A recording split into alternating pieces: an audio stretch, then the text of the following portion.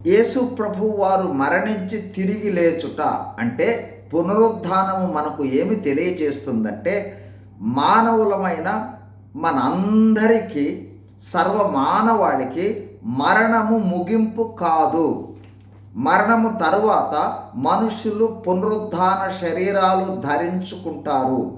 అయితే ఇప్పుడున్న భౌతిక శరీరాల లాంటివి కాదు. అయితే పునరుద్ధానులైన వారందరూ ఒకే విధమైన అనుభవంలో ఉండరు. యేసు ప్రభువారు చెప్పిన మాటలను గమనించండి. యోహాను సువార్త 5వ అధ్యాయము 28, 29 వచనాలు.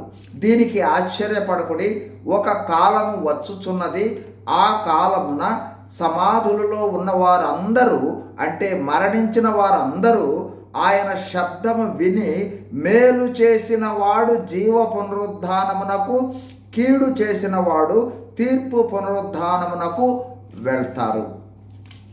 అయితే తీర్పులోనికి వెళ్లకుండా జీవములోనికి, అంటే నిత్య జీవము, అంటే పరలోక రాజ్యమునకు వెళ్ళాలంటే, లేదా తీర్పు తప్పించుకోవాలంటే చేయవలసినది ప్రభువారు యోహాను సువార్త 5వ అధ్యాయం 25వ వచనంలో ఇలా చెప్పారు: నా మాట విని నన్ను పంపిన వాని యందు విశ్వాసముంచువాడు నిత్య జీవము గలవాడు, వాడు తీర్పులోనికి రాక మరణము నుండి జీవములోనికి దాటి ఉన్నాడని మీతో నిశ్చయముగా చెప్పుచున్నాను.